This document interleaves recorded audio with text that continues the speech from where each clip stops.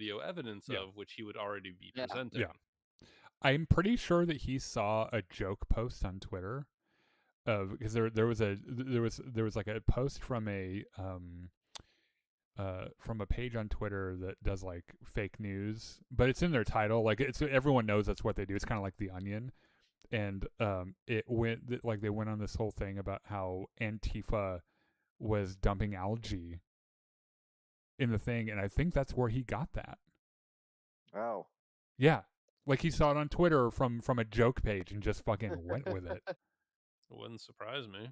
Fucking dumbass. By the way, welcome back to another episode of the Jedi Enclave Presents You. Now, this is Podcasting Podcast. I'm Daniel. I'm the disembodied voice of Chris. Yeah, Chris, and we also have Joe and Matt here. It's this. Look, if you are a normal viewer of the podcast and you're like, what the fuck are you doing at 9:30? This isn't Friday. Yes, what? It's not Friday. It's late in the evening. I just came from a rehearsal and I'm like really tired. Chris has gone on vacation in like Thailand or something. This was the only night that we could get back together and talk about the premiere of House of the Dragon season 3. I was gonna say, if there's one thing that puts a pep in your step, it's Game of Thrones. You know what? John and I were just talking about this. Do you know how fucking happy, how my mental health has improved that we're gonna have Game of Thrones for the next 8 weeks? Do you know what that's done for me? I can believe it, but it also says something about you. That a show that's so full of misery and people doing terrible things is what energizes you. I wasn't examining my own psyche that much, but now I'm worried. Was there any like next week we'll be back in the we'll be back where we usually are and shit. Real quickly, are there any Star Wars things that we missed? I don't think anything big has happened. There's a little bit of video from Galactic Racer. I did see that on our Discord, which, by the way, you can follow us on Discord. There in the link or the description of this video, there's a link to our Discord. I did see it. It looks really slick. It looks really good. And very cool. Also, I'm pretty sure that game has multiplayer, right? It would be a very weird racing game if it didn't. Yeah, I'm looking forward to that. I think that'd be pretty cool. This is probably what our show is going to be for the next few weeks, because there's not a lot happening in Star Wars. There's not a lot happening in nerd news. This is the big nerdy thing happening right now. So, if you're not a House of the Dragon fan, first of all, you should be, because it's a really good show. And first of all, how dare you? Yeah, first of all, get out of my face. Alden Porter says hi, which, by the way, we are on a live stream, so throughout, if I see some chats, I'll read them. This is only if they're insightful or funny, right? Or just hi, apparently, because I've already read hi and now I've set a precedence. This is a spoiler review as well, so we're gonna go through and give our quick spoiler-free impressions. And then after that, it is spoilers abound. So if you've not seen season 3, episode 1 yet, go and watch it and come back. Chris, do you want to start us off with some spoiler-free thoughts about what you thought? Let me think. It's just astonishing to see a show with this high of production value again. Like, everything looks so good. All the actors are phenomenal. The music is great. Like, that's one I noticed that there was some new material in the music for this season, and I was like, this fucking slaps. Like, this sounds so good. Yeah, it's pretty neat. Joe or Matt, you guys see? We can't get into spoilers, but generally, like, as a broad strokes kind of thing, what did you guys think of the episode? I thought it was good. Like, I will say I was happy to see, new episodes coming out. We've been waiting for it for quite a while. It's been like 86 years. Yeah, it's been so long. Matt, what did you think? I guess for me, as far as non-spoilers, I don't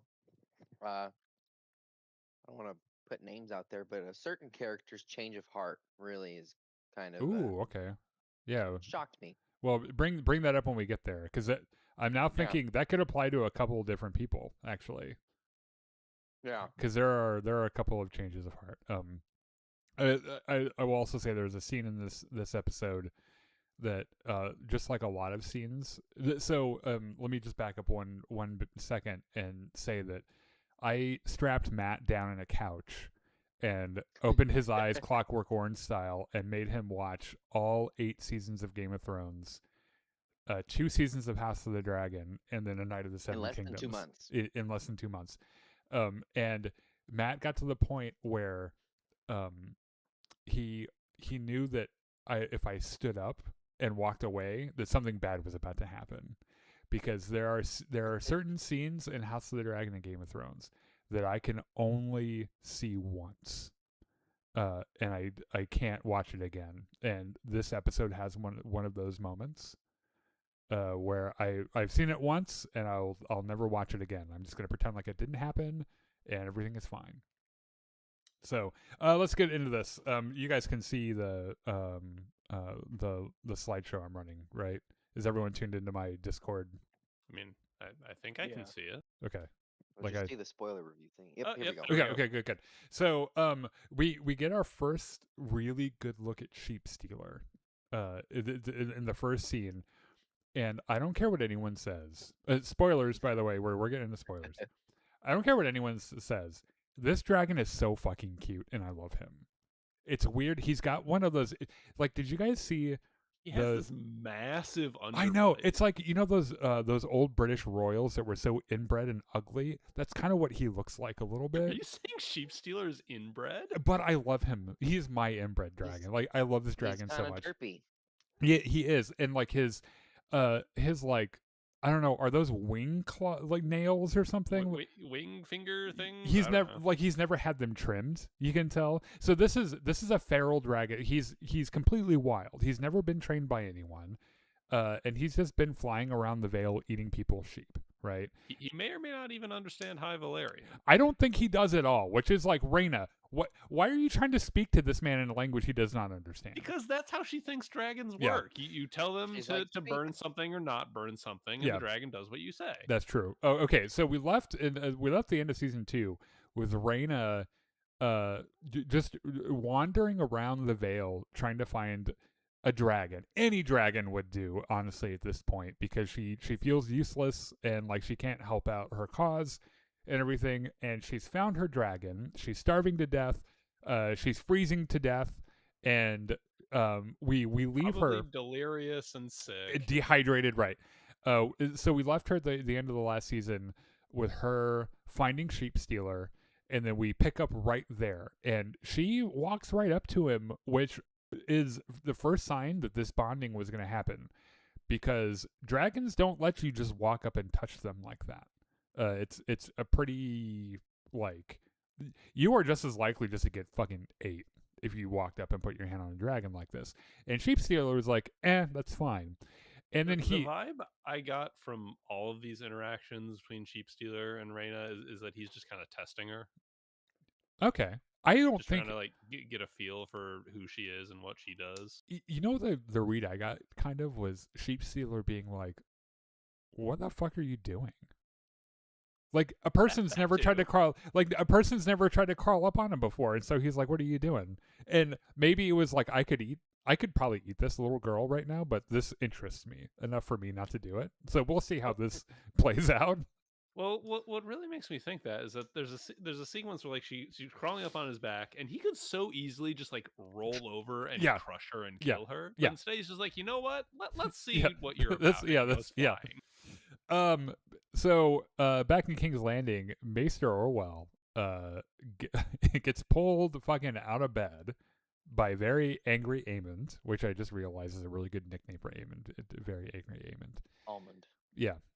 Almond boy, one eye almond.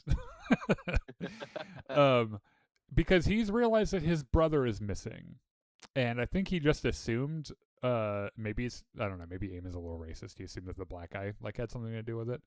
I mean, the Maester is Aegon's doctor, right? That's true. Yeah, and he was the one that was actively trying to nurse him back to health. So maybe he thought he was sympathetic to him. Yeah. So like, if anyone is going to make a scheme to smuggle Aegon out of the castle, I feel like his doctor would be one of the few people that he's interacting with enough to do that.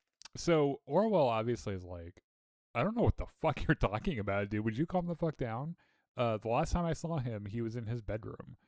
And then someone shows up, like, right before Aemon's about to swing that. Which, by the way, this is Aemon's sword, Blackfire, right? I don't know. You're the expert here. Oh God, someone I can't remember. Someone in the chat, tell me what the sword is. It's Aegon the Conqueror's sword. I think it's Blackfire, maybe. I don't know. Anyway, so he's got Aemon's sword or Aegon's sword. And Not his someone, brother's sword, the actual It is Aegon's sword. Blackfire.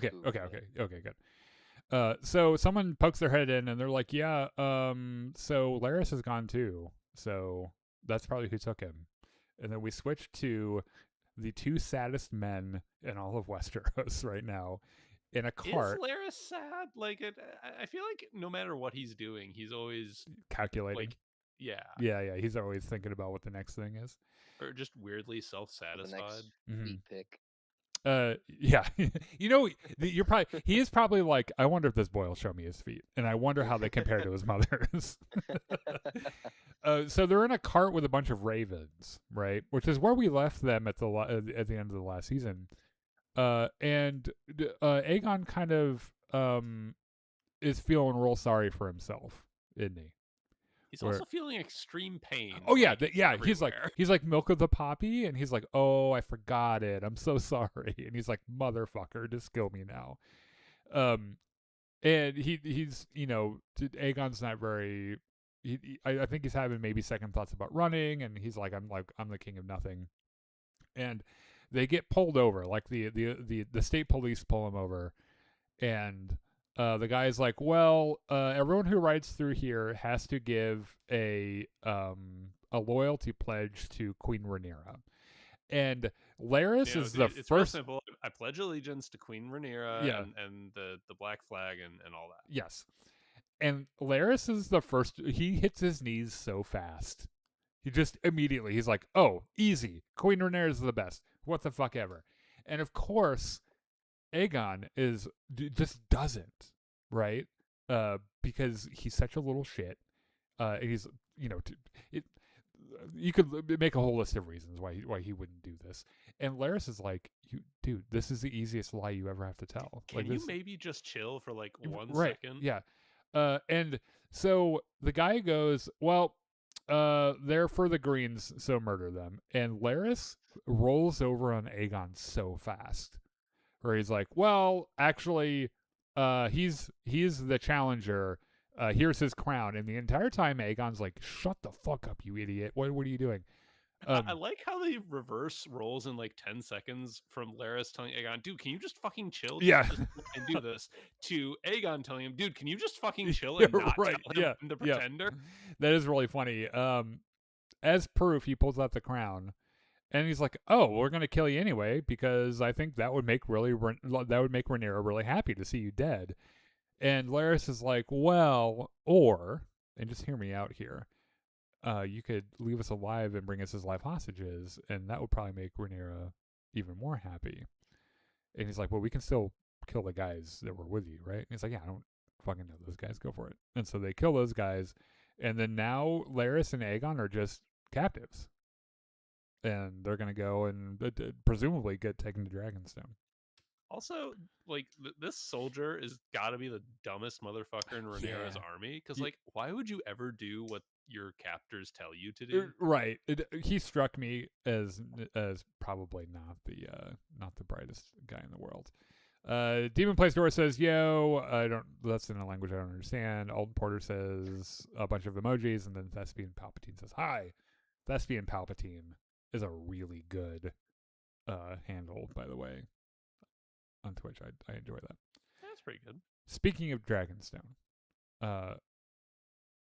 Rhaenyra has shared the big news that comes at the end of season 2, when Alicent comes to Dragonstone. She sneaks into Dragonstone and is like, if you let me and Helena go, my one and only child, if you let me and Helena and my grandkid go, we will open the gates. And Rhaenyra is like, can I cut Aegon's head off, and she's like, "Fucking go for it." I invite you to Yeah. do so. Please do. You'd be doing me Yeah. a favor. And also, Aemond is flying to Harrenhal, so Vhagar won't even be here. It'll be the easiest invasion ever. It'll be mostly bloodless, except for Aegon, but who really gives a fuck? So, she comes back with that news, and tells her son, and he's like, "Okay, but this is a trap, right?" And she's like, "I don't know, Allison. She's my friend." But Jace is like, really, really skeptical about it. And then she brings the news before her council, and they all have the same response, which is You fucking idiot. She's like, they're all like, this is kind of stupid. And honestly, it's hard not to see it from their perspective. So, like, we know what Rhaenyra knows, which is that Alicent is a lot of things, but she's not a liar, right? Like, she isn't like outwardly deceptive. Yeah, like that. She was genuine in her offer. Right. And Rhaenyra knows Alicent. Like, they know one another so well. I think that she would know if she was lying. And so they kind of mull it over, and they're like, you can't really be serious. This is insane. There is another reason for the council to be skeptical here, which is that Rhaenyra, in this scene, at least the way the actress plays her, Rhaenyra is really optimistic, almost to the point of like giddiness, wishing that this is true. Yeah. I think. Oh, so you're saying it probably comes off to them as she's trying to convince herself. Right. Yeah. Okay. Yeah. No, I could totally see that. Yeah. So yeah, everyone's very skeptical. Jace, probably most of all. So, Alicent comes back to King's Landing, and there is this great shot. As soon as she gets there, the guards are like, "The king would like to see you." Yeah. So she, starts walking up to Aegon's room. She's like, "No, the throne room." Yeah. And she's like, "What the fuck is Aegon doing in the throne room?" Oh, yeah, it's Aemond. not Aegon. Aemond. He informs her about Aegon's flight from the capital, which immediately Alicent's like, "Oh fuck, I told Rhaenyra that she could kill Aegon," but then she realizes that Aemond is still here, which is a problem because Vhagar is still here, and Alicent's not gonna, or Rhaenyra's not gonna be able to just like fly in and take over the capital. Yeah, so Alicent's entire plan is in shambles at this point. And also think about it from Alicent's point of view, where she was trying to convince Rhaenyra that she wasn't lying, and she's like, "Oh my god, Rhaenyra's gonna show up and think I was a liar." Like, all the shit that I said would happen isn't gonna happen. I do like the thing where she's like, where he's like, where the fuck have you been? And she's like, "I was out camping, you little shit." And he's like, for 4 days? And she was like, "Well, okay, all of you have been such dicks the last 4 days. I haven't really felt that useful." And it's also, I'm just a mere woman, and Yeah. you're all. I'm just a silly woman. I'm just a girl. Yeah. But this thing about her being like, I haven't really, like, my counsel has been welcomed. Like, why would I stick around? Is the easiest lie she's ever had to tell, probably, because it's mostly true.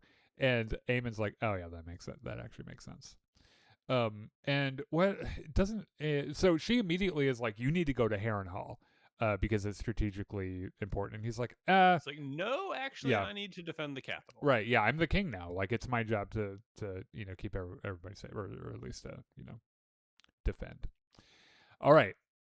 So we get the aftermath of the battle that happens between Daemon and his host of Rivermen and the Lannisters. And the Lannisters are such fucking doofuses that they all get killed off screen. Like, there isn't even a real battle. It was a little sad to see that there were a bunch of dead lions, like, laying around. It's like, oh, those poor lions didn't do anything.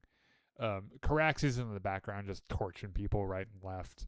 And then and then we catch up with Oscar Tully, who look like this is, if you guys are looking at the slideshow, this is what happens when you hang out with Daemon Targaryen. You just, all of a sudden, you're constantly fighting and you're covered in blood.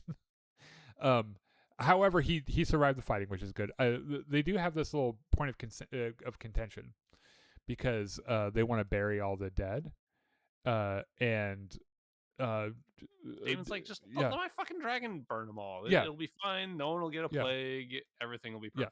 perfect. For like the 10th time since Oscar has met Damon, he's like, no, we're doing this the way that I want to do it. And Damon's like, I'll allow it. I'll allow this. But only because without you, I don't have an Yeah. army. I also wonder how much Damon kind of respects, because I mean, Oscar is kind of, He has balls. Yeah, he does. They also mentioned that Jason Lannister, one half of the Jason Tywin Lannister twin set, if you're collecting them, has run away, because of course he has, because he's such a dipshit, So they stand around and they talk about what they're going to do, and then they notice that there's a force of men, just Drums coming out of the woods. right. They're just wandering toward them. And so Daemon gives the everyone to arms, let's go fucking fight. Fucking form up on me. We're gonna go kill them. Which, by the way, I do appreciate this detail, where Daemon and Oscar are the first ones to advance. I mean, 'cause and of course Daemon is. Right, like he would never. Oh my God, this man would be so embarrassed if someone got to be there at the fight before he was. He's always got to be the first one. So these men come wandering out of the forest, and all of a sudden we see Stark banners.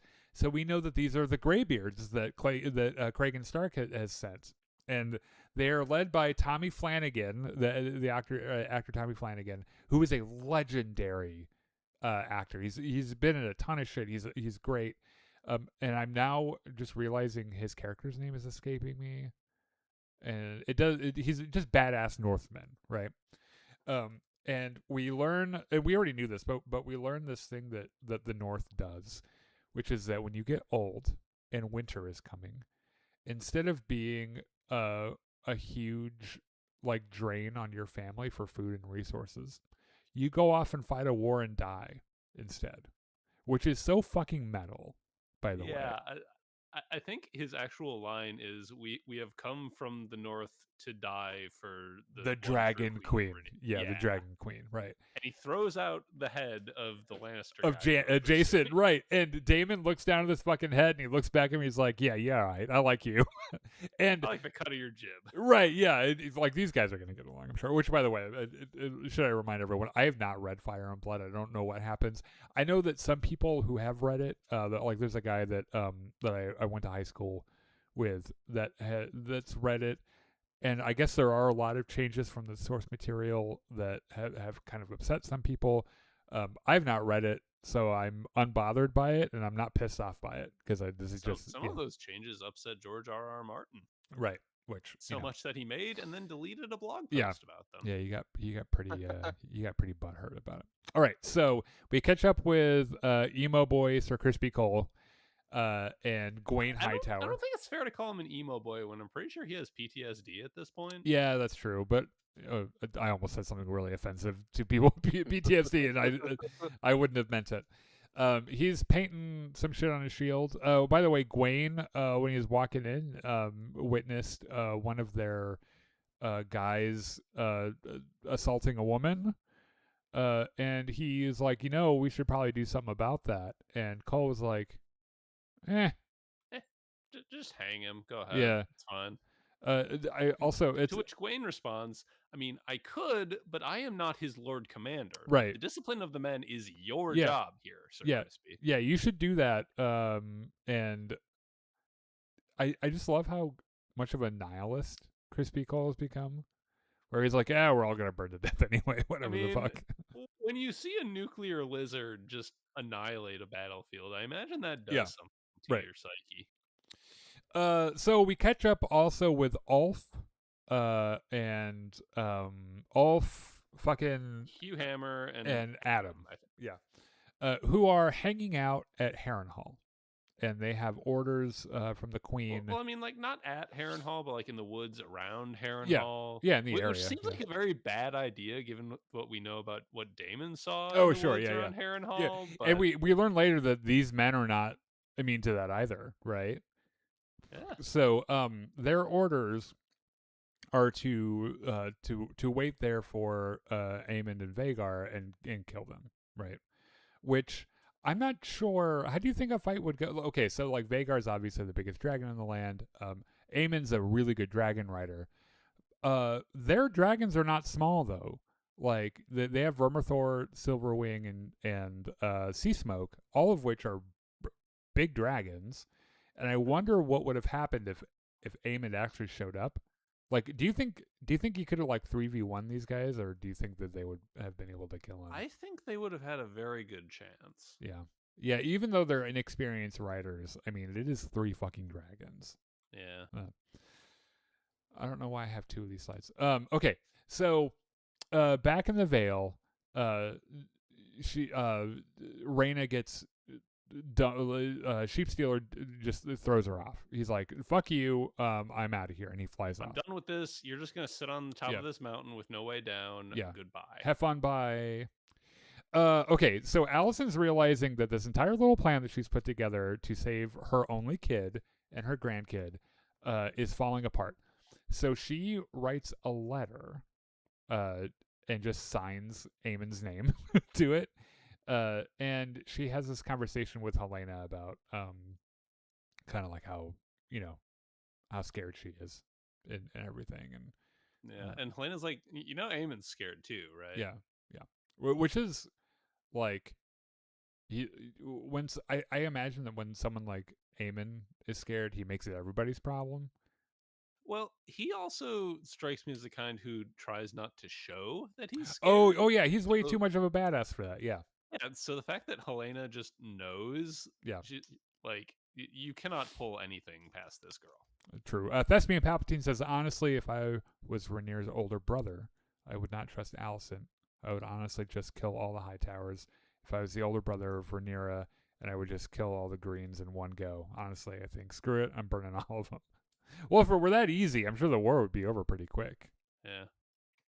Okay, so I do like there's one part in this where like Alicent hands the note to the messenger and she's like, go take the king's orders, and Helena's like, king's orders. Yeah, what a dipshit. Yeah. Okay, so we catch up with Corlys and his son Alan, his bastard son Alan, on the Queen That Never Was, the flagship of the fleet. They have a really touching moment where they have a drink. They have a drink that's so strong that it's nicknamed Dragon Water, I think. Something like that, yeah. Yeah, and you can tell, like, Alan strikes me as a man who can probably hold his liquor, and took a sip of this shit. Yeah, he's like, oh god, it's like, when we were in college, and we were really poor, and we'd buy Prestige rum. Which was not prestigious at all. Right, but it came in a plastic bottle, and it was like what we could afford. Great bottom shelf. Yeah, and you drink that, and you're like, oh man, It's like Canadian Mist. Yeah, though oh yeah, Canadian Mist is pretty whoa. Though I imagine that this stuff he's drinking is probably supposed to be like really fancy. But they basically chat. You can tell that their relationship is warming up already. Alan seems a little less, I guess, pissed off about the fact that he's related to Corlys. He's still a little prickly about it. Yeah, but yeah. He also just kind of he strikes me as the guy who's prickly about everything. There is a problem though, and the ship warning bells start going off, and this is when Matt and I were watching the episode. We had just played like Sea of Thieves a couple of weeks ago, and I was like, it made me kind of want to go and play that game again, because it's like, this is actually really cool. This is another thing to be said about this episode, by the way, that in all of Game of Thrones, we have not seen a large scale naval engagement like this, and it is fucking epic. Like, it is so good. Yeah. So I guess what they've seen, they've spotted the Triarchy fleet, right? And so Corlys gives the order to like bring everybody together. This is gonna be a big fight. Corlys and the fleet in the Gullet are outnumbered, but he's also a legendary sailor and a legendary commander, so I don't think he's that worried about it, right? And then on the other side of this, we catch up with Lohar, who at the end of season 2, we see. Did we ever figure out what Lohar's pronouns are? Apparently it's a she. I think they all refer to her as According- she. Yeah. Okay. According Okay. to the actress, it's a she. Yeah, Abigail Thorne plays her, which, by the way, I've seen a lot of people online being like, "Oh, I hate this character." I don't want to get into the political side of it. Abigail Thorne did a fine job playing Lohar. It's a very flamboyant role, and I thought she did a really good job. But I really liked her. the end of the last season, she and Tywin Lannister make a pact, and basically Lohar is like, also, can you fuck my wives?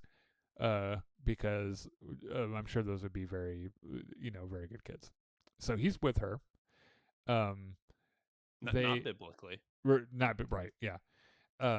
And it starts to become apparent pretty quick that Lohar is not here to fight Aegon or Aemon's war. She's here. Tylan keeps saying, "Hey, maybe we should go over there and do all this stuff that would really, help the war effort." Yeah. She's like, Yeah. no. She's like, or I could just chase Corlys Valerion wherever he goes, and that's why I'm here. You know who's a huge dick? Corlys. Yeah, Corlys. And I would like to dine on his ears tonight, which was a line that she said. Okay. We get into the How to Train Your Dragon section of the episode. Or how your dragon trains you, possibly? Yes. It is adorable. Sheepstealer finds Rhaena again, regurgitates a couple of sheep, cooks them on the fucking barbecue, and then throws one to her. And it's so cute, and I love this dragon so much. And of course, Rhaena immediately just starts gobbling that shit down. Yeah. And what's really, I think the thing that makes it really cute is that she starts gobbling her sheep, and he like kind of lays down and starts eating his.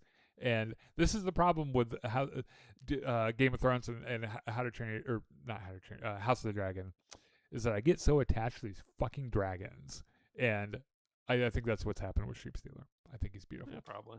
Joe, did you notice that we had an actor here that we've been seeing in Andor a little bit as we've been watching it? Yeah. So as soon as I saw him, I did the Leo DiCaprio pointing at the screen. Yeah. So we meet Ormond Hightower, who is Alicent's oldest brother. He's the first son of the Hightowers.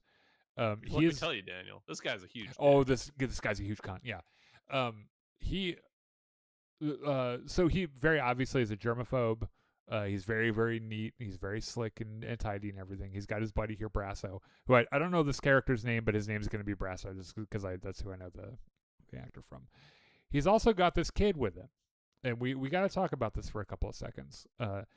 Again, I've not read Fire and Blood, but I do know that this actor behind him is the actor that they cast for Daemon Targaryen. Now, Daemon Targaryen has stark white hair, and I do not know why he doesn't now. Intriguing. Yeah, I'm not sure why, and maybe it doesn't matter. I don't think that they're changing it from the books. It would be the funniest shit, by the way, if he ended up being a bastard, like Alicent and fucking Crispy Cole. Like that's where he came from. That would be really, really funny to me. Though I imagine that Viserys would have been a little less purposefully, because like with Rhaenyra and all of her kids, they all had like brown or dark hair, and he was like, "Oh, genetics, shit happens. She's my only child. She's the only one I love. Like that's fine." I imagine that Viserys would probably be a little less willfully ignorant about something like that. He would be much less amused about that, I think. So this messenger comes with the forged orders from Aemon Targaryen, and he's got that prissy little thing that he smells when he smells things he doesn't like.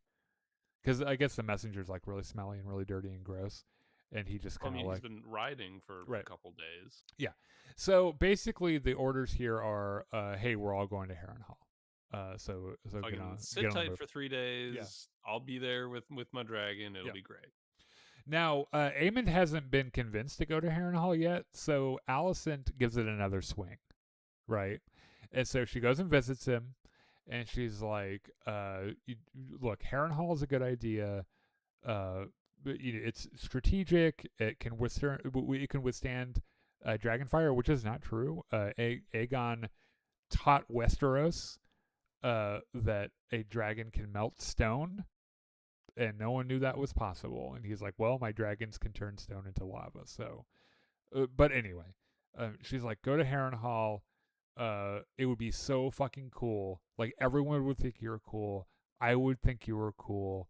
What do you say? And she manipulates him, right? Like, she brings up his fear, and she's like, people wouldn't think you were afraid if you went and did this. Also, you'd be really safe, because now that you're like, Helena doesn't want to fly her dragon and fight. It's pretty much just Aemon now on Vhagar. And so she was like, you would be a little more safe there as well. So, look, you would expect Aemon to be like, oh, good point. Okay, I'll go. Instead, Chris, what does he do? He fucking leans right in there and kisses his mother Yeah. on the lips. He's like, let's have an awkward kiss. And this is played so beautifully by Alicent's actor. Beautifully is not the word I would use. Yeah. Well is Well, the word I yeah, would yeah, use. maybe that is a weird. It's very expertly acted. Where Yes. her 'Cause, like, at first she's like, what the Yeah. fuck is going on? And then she's like, I better just play along with this. Yep. Like, I just need him to go to Harrenhal so he can fucking Yeah. die in Dragonfire. Just give him Yeah. what he wants, right? her eyes are open the whole time. And Yeah. she's really visibly off put by it. And when he turns to leave, like a tear kind of rolls down her cheek because she's like, "Why? How have I raised such fucking psychotic men? Like how has this happened?" But it works. Aemond is like, "All right, well, I'll go to Harrenhal, and when I have my uncle's head on a spike, I'll throw a big feast in your honor, and it'll be a fucking rad time." So the dragon seeds are having some. They've been at Harrenhal for a long time now, for like a few more days than they expected. No one likes where they are because it's spooky and weird, as we know from season 2. And they kind of debate, what they're supposed to do. They Like, also Ulf is out taking a dump in the woods. Yeah, and he which, hears by the or way, sees something that what is this about House of the the Game of Thrones universe needing to show us guys that are shitting all the time? I feel like we need that. like that happens in the first it's episode. just their way of reminding us that everyone poops. Yeah, I guess I didn't need reminded of that, but yeah. What did you guys think of this little thing here? Did you guys catch the Antler Man I did. I'm clomping not sure around? whether he's supposed to be supernatural or not. They're not. So these are called the Green Men, who are this like ancient order of protectors of the weirwood trees on the Isle of Faces, which is I'm not going to pull the map up right now, but Harrenhal sits on the beach of a lake, and in the middle of that lake is a little island called the Isle of Faces. It's got a bunch of weirwoods on it. They're the ancient order that protects it, or whatever. So they're just men with antler No, outfits? well, no, they are antlered men. They have Antlers. Okay. they that's a part have of them. they like have satyrs almost. yeah they have Got it. cloven hooves, full fucking antlers. Yeah, it's pretty crazy. So obviously they're like, what the fuck is that?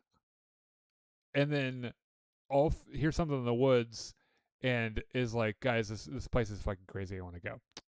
And is this where they run into Alice Rivers?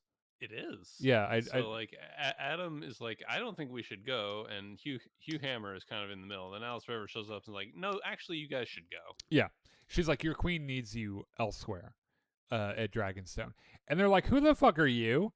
And without dropping a beat, she's like, I'm a fucking witch. And Ulf is like, that's all I needed to hear. I'm out of here. Bye. Goodbye, Yeah. fellas. Which is funny because in the second season, Matt, what is it that she tells Daemon when he meets her for the first time? I can't remember. Yeah, he's like she Have was an owl she- taking Oh human yeah, form she's or a barn something. owl. Yeah, reincarnated. reincarnated. Yeah, something. barn owl. That she's like I'm cursed and I can't leave this body. And So he just yeah, looks at her like, yeah, okay. yeah, okay.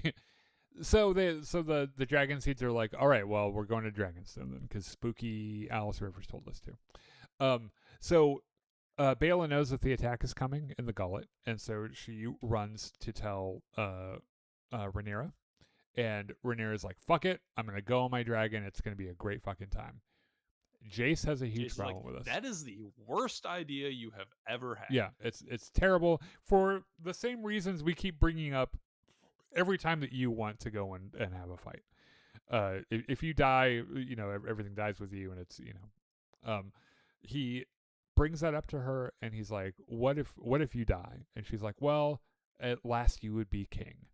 And then she shuts the door in his face, right? So her thing, Calls for her riding leathers. Yeah. And so she goes to her room to get changed, closes the door. Jace turns to her Kingsguard dude. without dropping a beat, Yeah. turns to the guard and says, you are going to lock that door and keep her in there to protect her from herself. Yeah. And his first response, obviously, is, that's treason, and she'll cut my head off for it. And he's like, yeah, your life for hers. That's what your job is to protect her. Somehow this works. Yeah, I don't know about that. I found it kind of weird too. I understand the intent that they're like, all the men are like, oh, the hormonal emotional woman needs to be, shut away in a room Oh, somewhere. come on, Daniel. It's the Middle Ages. They don't know what hormones are. True, yeah. Her vapors are Yeah. unbalanced, yeah. She's a witch. Yeah, right. Yeah, fumigate her vagina. She's a witch. So Jace runs to Bela, and he's like, "Girl, this is our moment to shine." And it's Well, first he says, I'm going to go jump on my dragon and go burn up some pirate ships. Yeah. And then at that point, I was like, oh God, Jace is going to die. Yeah. And then he says, hey, why don't you come with me? It'll be Mhm. great. And then I thought, oh God, he's going to live, but Bela's going to die. And he's going to have to live with knowing that he took his betrothed to her death. Did you guys notice how kind of crazed he seems for a second? He's very excited. Yeah, to he go works burn men himself to up. death. Yeah. Stupidly excited. Rhaenyra realizes that the door is locked, and is not very happy about it. Obviously, right?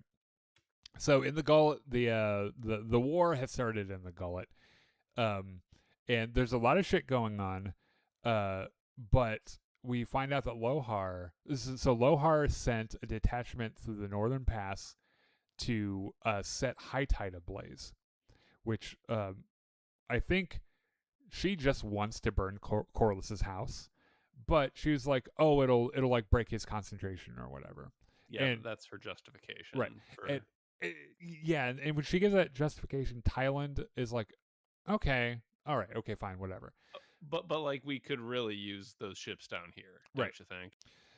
Now, when they see Corlys's ship, Lohar orders that they chase him, which is a big problem because they're on the flagship, and the fleet needs them to coordinate the attack and everything. And without a flagship, their navy is kind of useless, right? And they also haven't they're like, oh, we're gonna get in really close. That way, if their dragons show up, it'll be really hard for them to burn us without burning them as well. Which ends up not being a huge problem, by the way. Like, those dragons knew exactly what the fuck they were doing. So yeah, we more or less find out that the entire reason that Lohar has agreed to this alliance is that this is her chance to kill Corlys, because they've been at war with each other. There's been this, this fierce hatred between them for like the last 20 years or whatever. How does Thailand feel about this? He's not very happy. Not great. Yeah. There is this really good line in this scene where Rhaenyra tears up her her pretty queen dress and says something to the effect of, "I know I have the frail woman of a body, but I have the heart and spirit of a king." And it makes you feel kind of bad for Rhaenyra because what they're doing right now. Can you imagine Robert Baratheon's council doing this to him, or any of the Yeah. like the Targaryen men or anything? Like they would never do this to a man that was in that position. I mean, really, that's been Rhaenyra's whole thing since the very first episode is I am capable of ruling this Yeah. fucking kingdom if you idiots will just sit down Yeah. and let me. Yeah. All right, so Baela and Jace arrive on the scene, and it's pretty badass. And I love these dragons. They start laying waste to everything, but then we find out that Lohar has a little trick up her sleeve. She knew there would be dragons, so right. she brought anti-dragon grapples. Yeah, which is different than how we've seen people deal with dragons in the past, because they've had the scorpion ballistas and everything. So these are taking advantage of the fact that they're engaging over water. Right. So it's basically a harpoon that sticks in the dragon's side and has an anchor that drags them down. Yeah, and then they drown. So they this is where my blood pressure started to go up really high. Yeah. Because she's able to snare Vermax on his harness, his riding harness, and he starts getting pulled down into the water. But Baela is able to order Moondancer, and she just swoops right in and cuts the line. And like it's one of those things where you're like, oh, thank God. Yeah. Which, by the way, these dragons respond really well to orders, and with a competent rider, it's really easy to see how terrifying a fighting force the dragons are. Yeah, they just swoop down and burn up ships like it's nothing. So Corlys has this big idea where he's like, Lohar is insane. She just wants me. So we are going to break off from the Navy or from the fleet. Lohar will follow us because she's insane. And we're going to take her through this really dangerous, impossible to pass thing that is impossible or really hard to pass because like the tide is this narrow rocky channel that nobody can navigate through. So I like this thing where Corlys pulls out this little stone and like looks at it. It's like, what the fuck is he doing with this thing? I don't know, but I'm sure to some sailor it would be really important information he's getting from this. Is it like a prism? Maybe. It's like a spyglass. I think he's using it to look out. There's no way that's true, because you have to have several of those in a row for that to work. It's a magnifying glass. Yeah, I don't think that's what it is. Let us know in the comments if you know what Corlys's stone here is. So that's what they do. They lure Lohar away. Lohar's like, absolutely, we're going that way. Right. I love this moment where things start to get really delicate, and Corlys walks over to the pilot and he's like, "Let Daddy drive."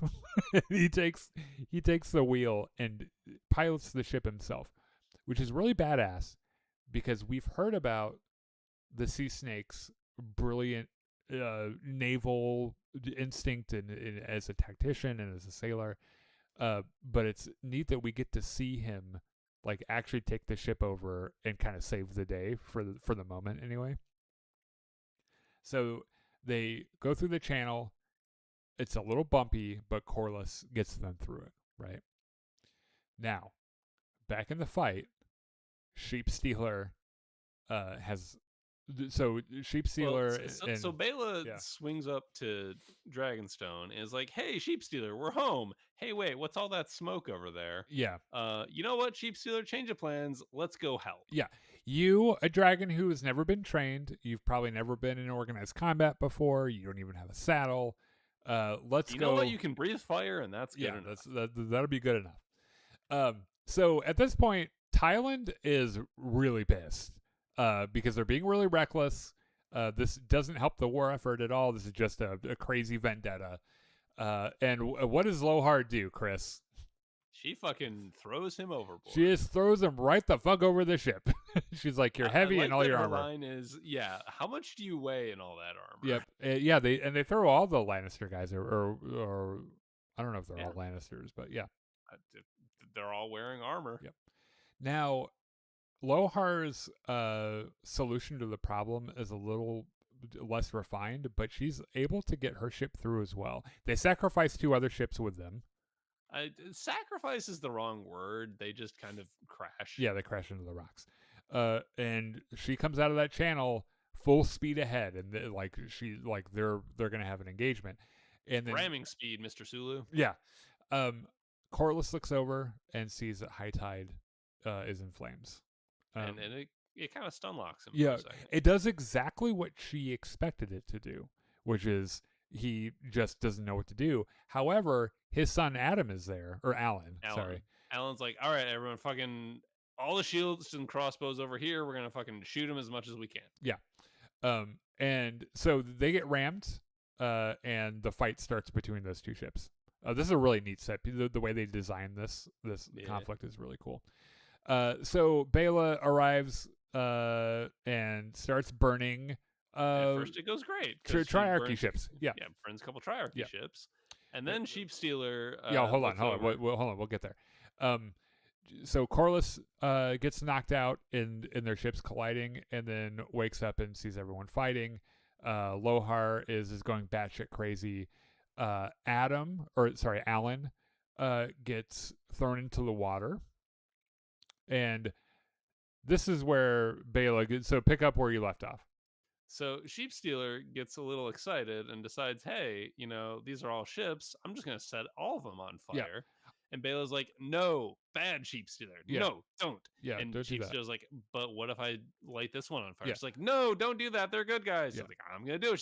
She's like, no, don't do it. He's like, I'm going to do it. And then he sets it on fire. So basically, he stops listening altogether, right? If he ever was. Right. And I'm not sure if it was because he was excited or because all of a sudden, like, projectiles are hitting him, and he's like, what the fuck is happening here? Why are people so mad at me? Yeah, I want to go steal more sheep. Yeah. Jason Bela have no idea. They're like, they just see a weird fucking dragon. They're like, what the fuck is this? Yeah. Burning up their friendly ships, and they're like, we gotta go do something. Right. So they start chasing, and then that ends up being Sheep Stealer chasing Jace, right? And Rhaena, I thought. What did I say? Bela, because like Rhaena's on her dragon yelling, "No, don't! That's my sister." Yeah. Well, they do both realize who it is. But Sheep Stealer is just doing his own thing. So like this shot right here, he's pursuing Jace and like we're trying to take both of them down. Rhaena is freaking the fuck out in the heat of battle because they're so focused on this new element. Vermax takes one of those grapnels and gets snared by it. Back in Corlys land, Alan and Lohar square off. So Corlys actually gets knocked into the ocean and drowns because he's in armor. He's not. He doesn't drown. He doesn't? No, he's in the next episode. Oh, okay. But he does get thrown in the water. I think that Thailand survives as well. I don't think he dies either. So I don't know if they like shed their armor off really quick or something, but yeah, they make it. But yes, Alan does get a little upset and winds up stabbing and drowning. Yeah. Calls Corlys father for the first time. We've heard him time we've heard him say that, acknowledging Corlys as his father. So Vermax gets pulled into the water. This is like that fucking. I don't know if you guys have seen the Neverending Story, but that really sad scene where the horse gets sucked into the quicksand and shit. Yeah, it's just like that. So Vermax gets pulled into the water and drowns, and it's heartbreaking, and I'll never watch it again. Vermax is fine. He flew off to some other place in the world, and he's fine. He flew up to the farm upstate. Yeah. So Jace manages to unhook his tether and start swimming for the surface. Yeah. And just when you think he's okay, he grabs a piece of floating, wreckage, and you think he's going to be okay, and then he just takes a fucking arrow right to the back, right? And he turns around. He's so confused by it. He turns around. This is one of those things where it's like, because he was so young, he really thought he was invincible. It's like that feeling that every person that age kind of feels. And like these guys on the Triarchy ship are just like, nice, we hit him, and they hit him again. Let's fucking hit him again. Yeah, which I like how if you look at these, his hair is really fucked up in this one, but they're like, we gotta give Harry one last face card moment, and so they make his hair all pretty and everything, and he takes an arrow straight to the heart, and then straight to the throat, and there's no music, and it happens kind of so unceremoniously that it's really jarring and it's hard to watch, and it sucks. Yeah. And he sinks into the water with his dragon, and that's the end of fucking Jace Targaryen and his dragon. Just Jacaerys Targaryen, first of his name, last of his Yeah. name. Someone did point out on social media that both Jace and his brother Luke, because they are Targaryens and Valerians, which they're not really, but they're Targaryens and Valerians, that they died on Dragonback, and also fell into the sea, which is a Targaryen and Valerian thing. Alas, they never grew up to be strong men. True. Alan survives the fight. And I think he's probably looking for daddy. This would be the second time he pulled his injured ass out of the water, by the way, when he finds him. And then we get a shot of Corlys' ship, the Queen That Never Was. Which I don't think is long for this world. Yeah. 'cause... They at least need to take it into the body shop. It's got some problems. Sure. And then, the episode closes out with Bela trying to find Jace, pretty much flying around in circles trying to find Jace, and also probably Rhaena because who the fuck knows. Have you guys seen the trailer for? I think they did a trailer for the rest of the season after this one. I have not. No. It's the reason that I know that like Corlys is alive. I suspect Highland is as well. It looks pretty crazy. I'm pretty sure that we're gonna lose a lot of dragons and a lot of people in this season. So, as we keep saying, we know the dragons are all gone in what 100 years or something. Yeah. So, we will probably it won't be on a Tuesday at fucking 10:30 in the evening, but we'll be back next week for the second episode, and we'll talk through it and celebrate it. And for those of you who are interested in that nerdy kind of thing, or if you're just now kind of discovering our channel, we do a weekly podcast every week about Star Wars and Star Wars adjacent nerdy fantasy sci-fi things. So thanks for joining us tonight. We sure do appreciate it. Thanks for all the comments and everything, and we